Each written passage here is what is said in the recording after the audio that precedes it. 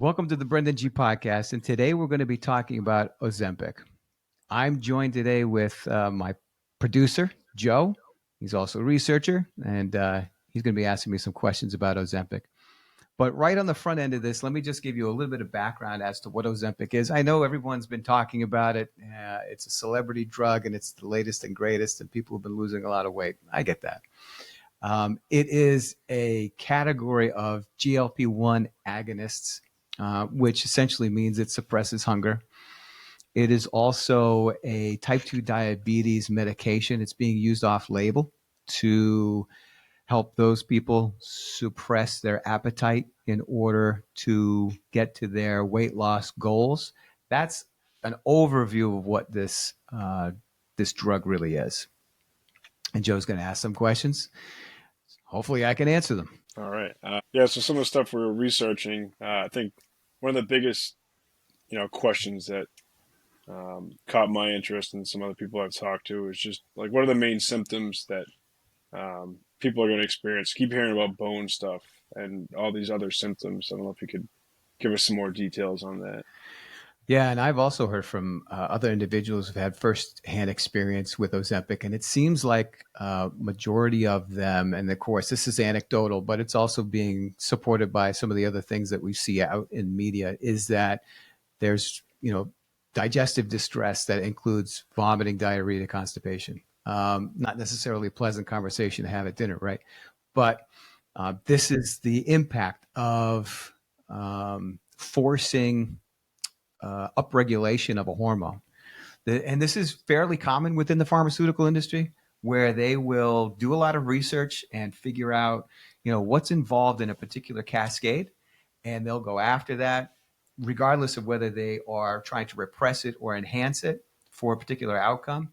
The problem is that when you're dealing with hormones within the body, you're typically not able to isolate just one part of what they do or one activity.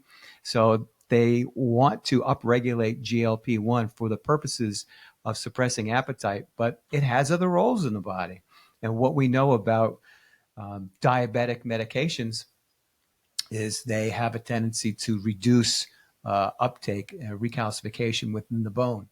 And this is what's being shown, and it increases bone fragility and decreases bone mass density. And that's something that people ought to be aware of.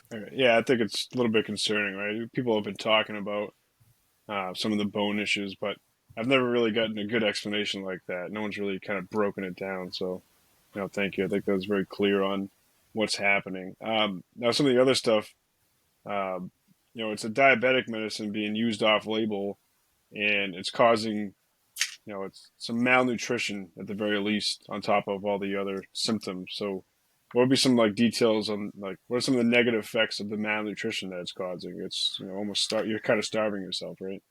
Yeah, exactly. So you're losing weight through caloric restriction, which is definitely never a good idea. I mean, when I got involved early on in the industry, I was asked to put together some weight loss drugs. They were always diuretics, which is basically stripping the body of water. It was a cheap and easy way of doing it. I hated doing it, and I got out of that as soon as I possibly could. But this is taking it sort of to an extreme because you are affecting hormones. That's different. It's a different ballgame. But essentially, what's happening is, or one of the things that I'm hearing is that it slows down the motility of your digestive tract. Okay, so that is textbook opportunity for small intestinal bacterial overgrowth. So you're slowing down the way the muscles in the digestive tract are working to push things through the GI tract. That enables bacteria to move up from the lower intestine or the large intestine into the small intestine and potentially into the stomach. And those bacteria don't belong there and can create all kinds of havoc and problems. That is typically leads to leaky gut repair, to leaky gut and IBS. And that can be a real problem for folks. That in and of itself will reduce uptake of nutrients. But of course, you're already not taking in nutrients. You're already starving yourself. So you've got malnutrition on top of malnutrition because the bioavailability has gone down. So you're going to create all kinds of deficiencies. There's no doubt about that. Okay. Yeah, it's definitely a little concerning, right? You're not getting enough, nutrition, and then you're also adding other issues your body's trying to fight off. So it doesn't seem like it's the Yeah, right. healthiest. Yeah. Yeah, exactly. So you're not getting the proper nutrition. You're not getting the proper absorption. Everything's slowing down. You have your digestive tract is getting compromised. So now you have probably chronic inflammation on top of that. And that's also driving additional deficiencies. When your immune system is triggered, especially chronically, it's extremely energy uh, intense. So, and that, of course, has its own cycles, which creates additional deficiencies. So, it has a lot of negative downstream health effects, I would say. Uh, not only on the inflammation side, but also on the hormonal side. Um, Now, as far as um, so since it's mainly a diabetes medicine, or it's a diabetic medicine being used off label. Now, how does that? What if I already have diabetes? Would you know anything about, like, if it's overlooked and I get Ozempic and I have diabetes? Could there be any, like, serious concern, any health issues I might want to look out for? Yeah, I mean, this isn't type. And I'm guessing this is for type 2 diabetes. It's not for type 1 diabetes. Yeah, I'm I'm thinking not. type two. Yeah, I'm not necessarily an expert. This is not typically the wheelhouse for me. I do know that type 2 diabetes is pretty tightly connected to liver health, and obviously that's something I know quite a bit about. So I kind of understand, having a type 2 diabetic medication that suppresses appetite, why that would potentially have a beneficial impact on your, say, like your A1C. And I think it goes something like this.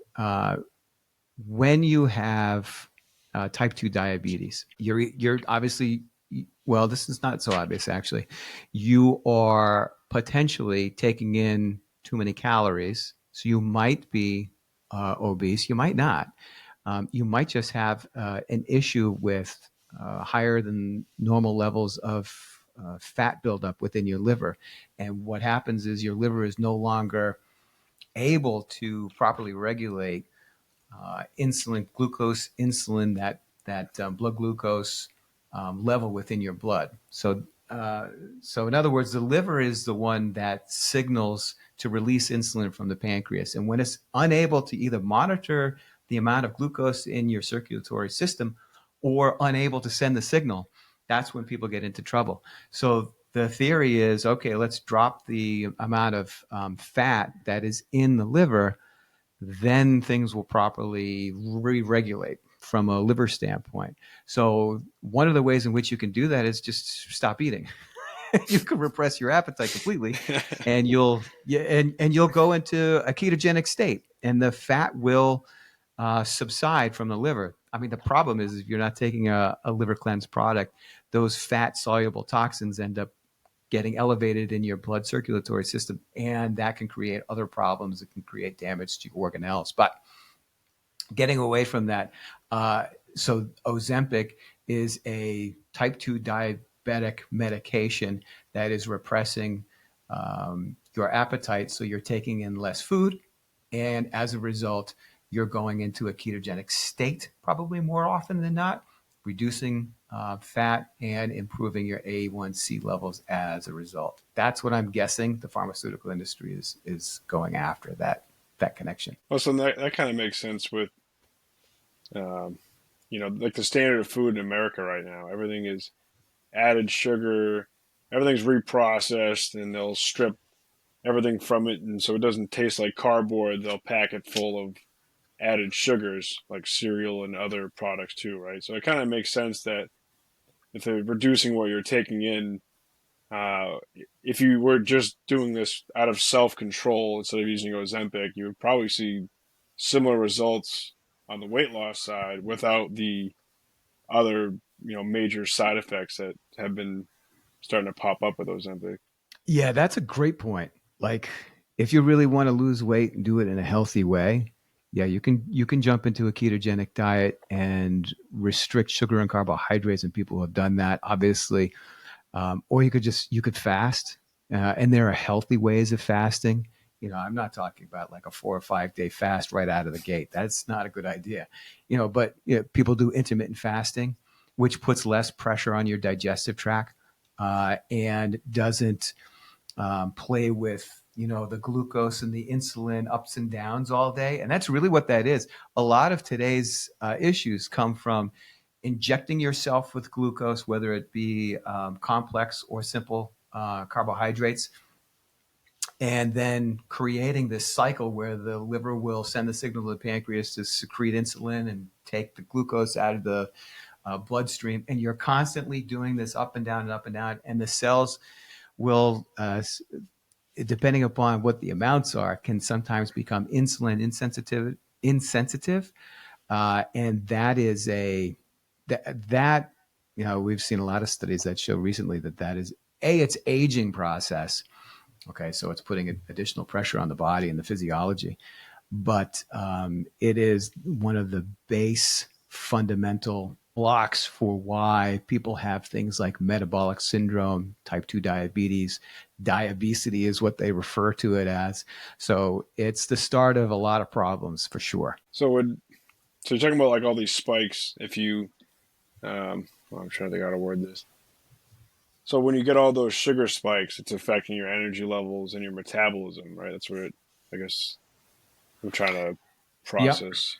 Yep. And so those consistent spikes, like, I guess two questions. One, whether if you're at a low point because you haven't eaten in a while, does that cause energy loss? Or when you're at a high point, back to a low point? Or like where in these um, these different variation of spikes does like energy levels come into play? And the other one too is do these spikes, like you're saying, um, cause the like insulin resistance, or I forget the word you used exactly for the cells that become Mm-hmm. Well, insensitive. So that's I the word. think so. From an education standpoint, I think people, and I think the vast majority of people do understand this, that sugar is inflammatory unto itself.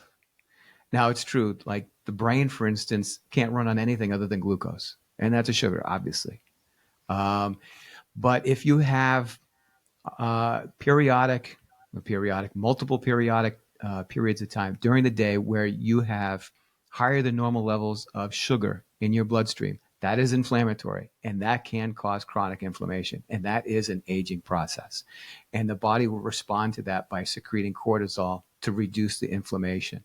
So that you want to avoid. But when you do that, and this happens when people are constantly eating the wrong foods or eating more than 3 meals a day, they're snacking all the time, you're forcing your pancreas and your liver to constantly be secreting insulin. And that is creating that roller coaster. And when you dip down, your body will say, I'm hungry, when it probably isn't. It's just reacting to the very low levels of sugar in your bloodstream, and you end up eating again. And you're constantly on this fluctuating roller coaster that creates problems, as opposed to being on, say, like a ketogenic diet, where fat burns nice and slow. You can think of like fat like being like a piece of wood. Wood burns nice and slow over time, where sugar is like gasoline, and you get a big rise out of it and it's dead, and you gotta refuel. You want to be the log. And so when people turn to intermittent fasting and more of a ketogenic based diets, they find that their energy levels are more stable. I think this is what you're talking. Yeah, that was pretty. That was a good explanation of what I was thinking. Like what I just got one more, I suppose. So you said when you have those dips, like because if you're snacking a lot, uh, those dips are going to have like much higher or maybe stronger cravings to eat. That's why people have a hard time breaking out of that routine. So like we're Yep. creatures of habit. Like, would you have any advice or any kind of information on, well, if you just push past, even if it's like once a week, you fought that like that craving to have something when you should probably just give it a little bit of time. Like is Mm-hmm. I'm trying to think out a word. Yeah. So how how consistent do you have to be till, in your opinion, it starts to get a little bit easier to be more structured in your like eating habits? Do you think? Or Yeah, that's a great question. And one that I kind of get pretty often, actually. So I see it as this is a couple of different things, right? For those individuals who have sort of been consistently eating the wrong diet. So we're talking about complex carbohydrates and sugar in particular, right? They will develop an overabundance of candida, which is yeast. And yeast prefer sugar. And yeast have this very interesting communication through the vagus nerve. And studies have shown that they'll release aldehydes that break down our digestive tract, which creates leaky gut. That's a problem. But they also secrete other chemicals that communicate through the vagus nerve and into our midbrain that causes cravings. So a lot of times people will say, I've got a sugar tooth and or a sweet tooth, and I just can't stop it, and so forth. That can also be sort of a parasitic feature of having candida overgrowth. And I don't think a lot of people really understand that.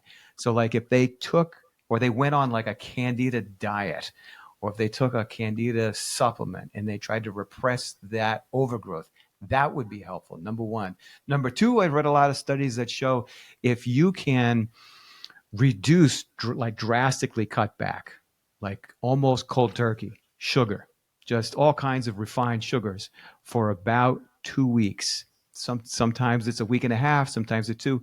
Those cravings almost completely go away. Now, I will say, if you show up at someone's birthday after going through this process and you have some birthday cake, it will come back. I mean, from personal experience, that's what's happened. But if you can shut down and not give in to your cravings for about a week and a half to 2 weeks, and you go on, say, a candida diet or a candida supplement, you'll greatly reduce the cravings that you have for those parts of your diet. Thanks again for listening. I appreciate it. That was my take on Ozempic. Please tune in for more next week.